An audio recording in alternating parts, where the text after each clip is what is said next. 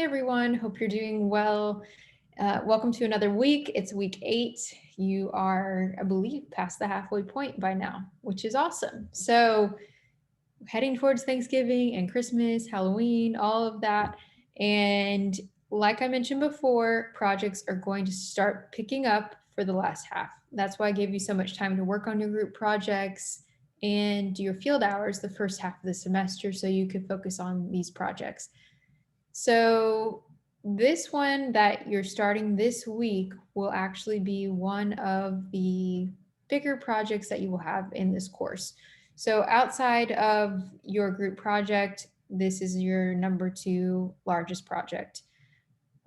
It's essentially a lesson plan, which is crucial because you will be using these in the future. It's absolutely applicable to what you'll be doing. I'm going to give you a lesson plan format that maybe no other teacher will give you, but it will up your game as a teacher. Because as we talked about several times, as a gen ed teacher, you still have to know accommodations. You still have to know how to help your students with disabilities because when I was in the classroom setting, all my gen ed teacher friends, they always had students with special needs in their classrooms. And I, as a special ed teacher, might see that student once or twice a day, but the rest of the day, they're in the room alone with the gen ed teacher. So that teacher was responsible for implementing the IEP when I couldn't be there. So it'll be the same for you. You will have to know how to do this. So I'm going to essentially give you the steps and the way to think about it so that when you actually get into the classroom, you're going to be a natural and a pro. So let's say that even after using this lesson plan, let's say you go your first year teaching and they give you this teacher mentor uh, lesson plan template that you have to use. Even if you can't add a column or add the things that I've given you here, at least you can be thinking of how to do it and let it be in your process. But otherwise, if there's not a mandated piece, you can always add a column or add what I'm giving you here to help you. So let's go ahead and get started. You're first of all going to the week by week tab, go to week 8 because that's this week. Of course, your lectures are on perusal and your textbook is on perusal as always. So then you're going to come down here and this is your assignment for the week. It is the lesson plan. Keep in mind too that these are helping items. So accommodations list, that'll help you if you get stuck on accommodations and don't know what to do. And this UDL handbook will come in handy as well. So first of all, you're going to click on that. And I am going to switch my screen. And this is the document that you should see come up on Word.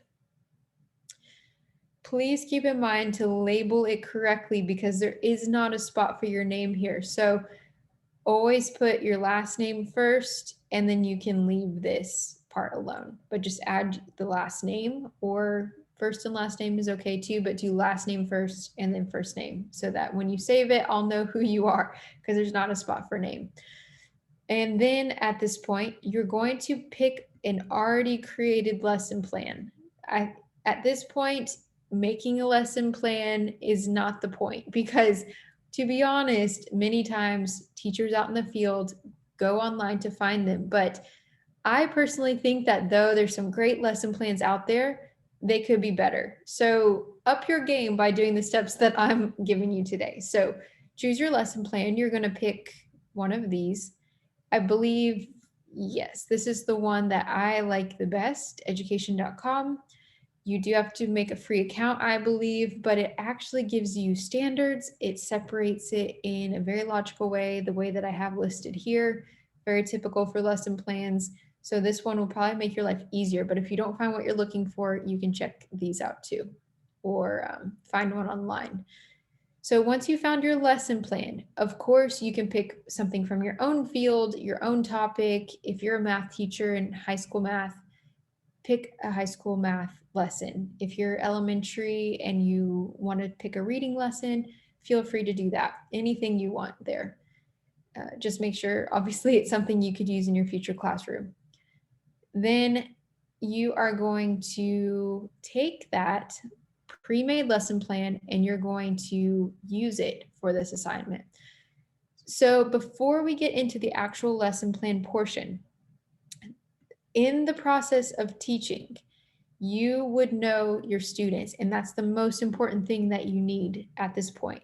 So for this assignment, because I know you don't have a real classroom right now that you can work with, you're welcome to, if in your placement you spent some time there and you've got some students in mind and you want to use them, feel free to use them. But you need to pick, I believe it's 5. Yes, 5 students with an IEP.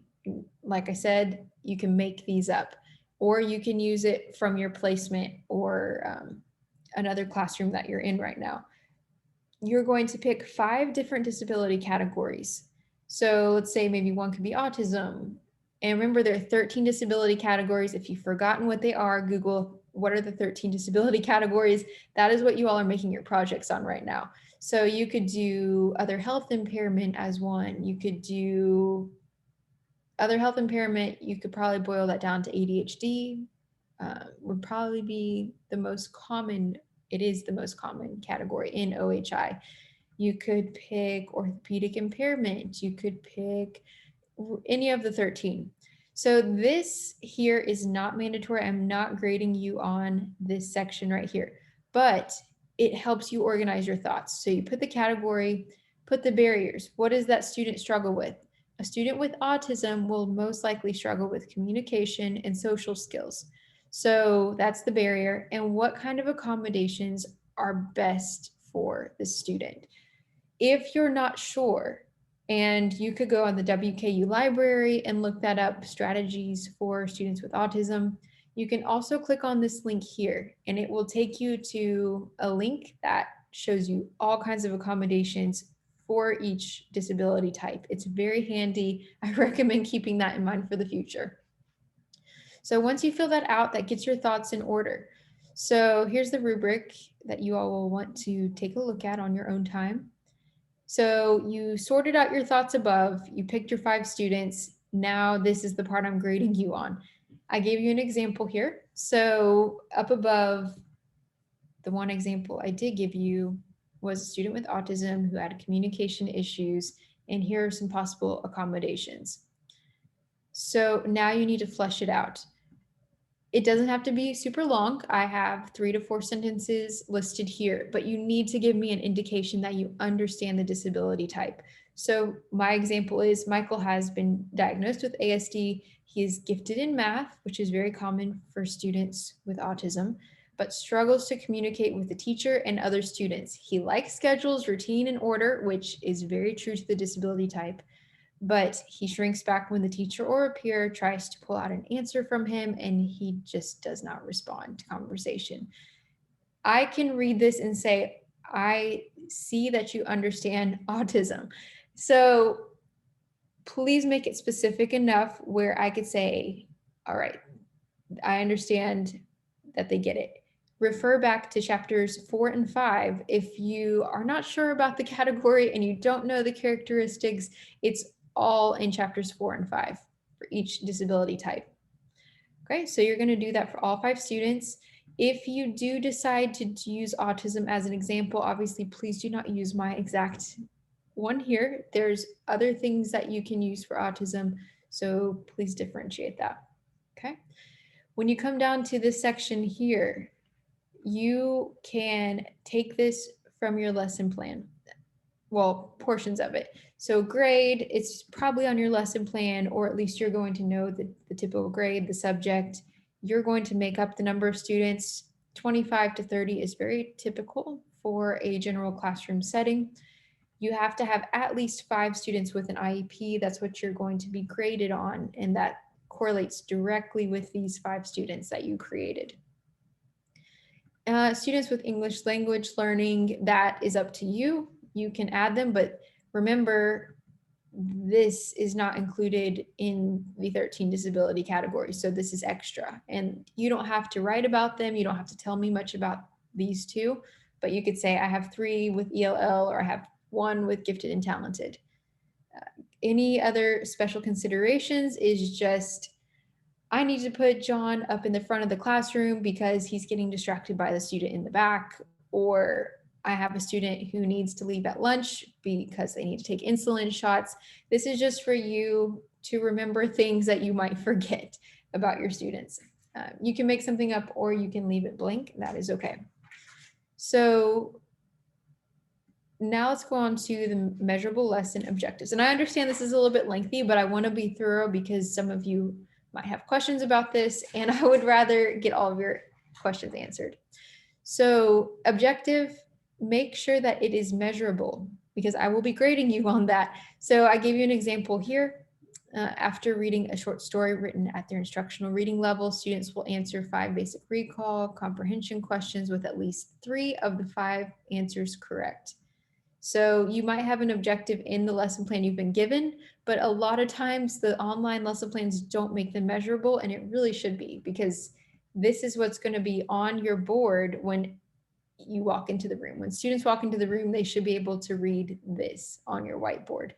If you have an observer in your classroom in the future, this is what they'll be looking for. They want to see that you have a plan, an objective, and a measurable item. So after that, standards that align. You can use this here. If you have it on the lesson plan already, you can just write that down. And how does the objective, that's the same here. It's just the blank for you to put it in. Okay, so procedures. So we're getting through the nitty gritty part and we're about to enter into, am I frozen right now? Okay, I'm back. We're about to get into the actual lesson plan itself, but this is all the pre-information that I will be grading. So procedures. Now you have to think about how you're going to teach it, because in this situation, you do have a co-teacher. So you are also thinking about, I have a co-teacher, how am I going to split up these lessons? That's the key component to this lecture, not lesson. I was gonna say one of the or the other. So the lecture for this week is all about collaboration. And this section here, you will have to watch the lecture first before you do this, in case you're wondering, you're like, I don't know how to do that. Well, after you watch the lecture, you will. So it'll say here, my co-teacher and I will use the blank co-teaching style. In the lecture, you get, I think there are 5 to 6 co-teaching styles that I will go over. And then you need to say why you chose that. What is the advantage of that style and what is the disadvantage? And you will have all of that after this week's lecture. So make sure to fill that in. There are some that need to be paired together. One teach, one assist can stand alone, and team teaching can stand alone. One teach, one observe can stand alone. Parallel teaching usually can't just walk into a room and do parallel teaching the whole time. So it needs to be paired with one of those 3.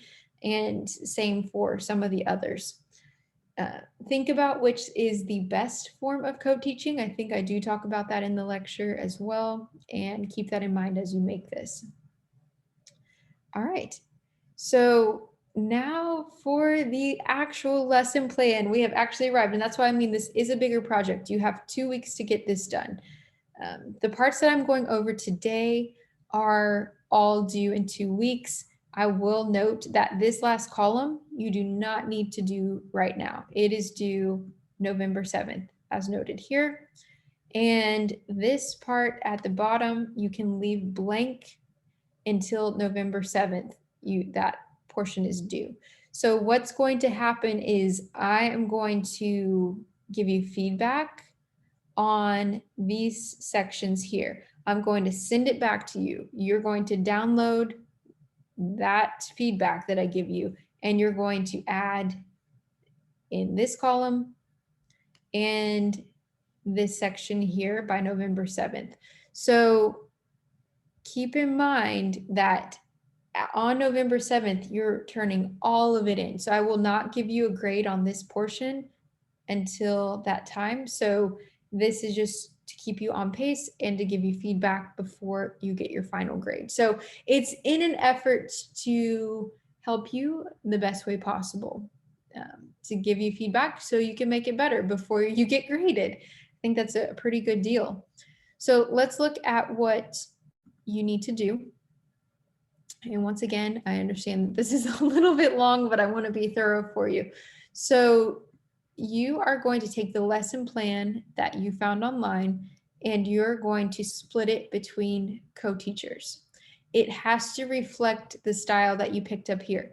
If you decided to do team teaching, then you know about team teaching that one teacher teaches a little bit, another teacher teaches a little bit, they switch back and forth, and they, as they say, team teach. So if they are switching back and forth because you chose team teaching, then this section needs to reflect that.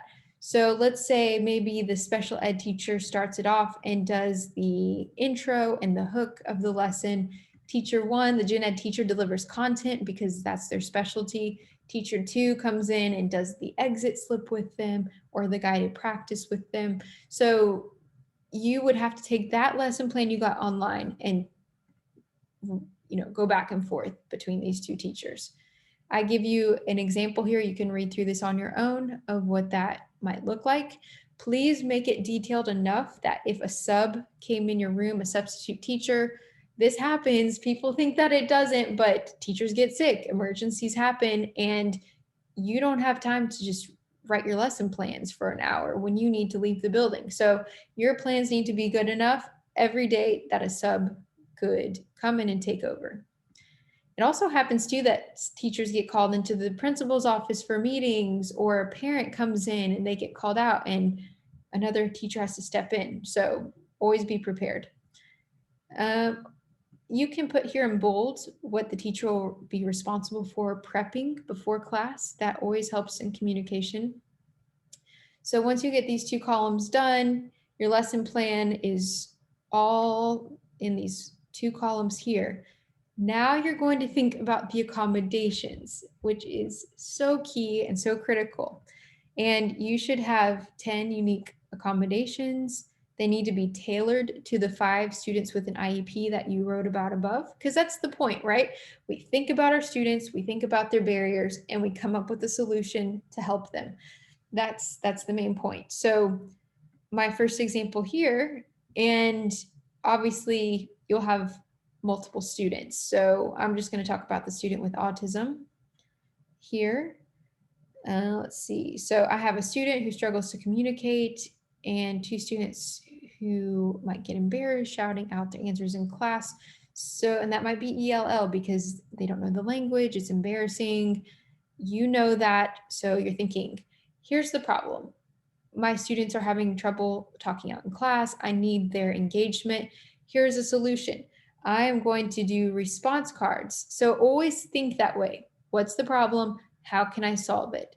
That's what accommodations are for. So keep that in mind. And then you can read my example here of how I would like you to write it. And for each section, I think there are 5 total. You could do 2 accommodations and you'll be set. So here's the second example. You can read through that on your own. I highlight the actual intervention accommodation in another color for ease of read. So if you could do that, that would be great. And then don't worry about this column for now. You don't need it. So you will follow those steps. It's separated here into your opening lesson, which is your hook or something to engage the students. Then the actual instruction. This is, if you think about I teach, well, I do, we do, you do, is a very popular way to think about it. I teach it on my own and I do direct instruction and show you how to solve the problem or how to read these paragraphs, something like that. And then we move into guided practice, which is we do. So you do it with them and you give them an opportunity to practice while you are right there with them, walking them through, checking closely for feedback. And then you do independent practice, which is them doing it on their own. They turn it in at the end of class and then you grade them to give them feedback. Then at that point, you have the closing which let me check here. You have the summative assessment, and that could be some form of checking. This could be part of your exit slip. You could give them a mini quiz or an exam. You could give them an assignment. Sometimes independent practice and summative assessment are tied together if you do score it for feedback. And then the closing of the lesson is usually some kind of a review, an exit slip when they walk out of the room. And so take the lesson plan you found online, divide it between the two teachers, gen ed and sped teacher, get that sorted out, put 2 accommodations per section here, and you should be good to go. Okay. If you have any more questions, email me. I'll be happy to help and walk you through that. Oh, and also don't forget your materials lists need to be here. Every classroom lesson has some materials or technology needed. It's probably written on your lesson plan, so you can add that right there. And then leave this part blank for now until I return these columns and the top section for feedback. All right, well, we made it through. That's why I like to go over it with you on a video, because it does take some time to explain it all, but at least you'll have some indication on what to do. All right, have a great week, and I will talk to you all soon. Bye.